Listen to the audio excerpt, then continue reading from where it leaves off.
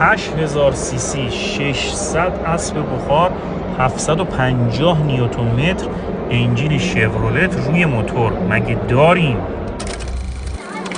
دوستان نمایشگاه ابوظبی هستیم. موتورسیکلت باساس ساخت امریکا، انجین شورولت، دیگه غول‌ترین موتوری که میشه تولید کرد. همین که دارید میبینید. جالبیش اینه که واسه این حجم و این گشتاور 40 لیتر مخزن سوخت نیاز داره که باکو دارید میبینید. موتور هم از رأس الخیمه اومده تو نمایشگاه، لذتشو ببرید.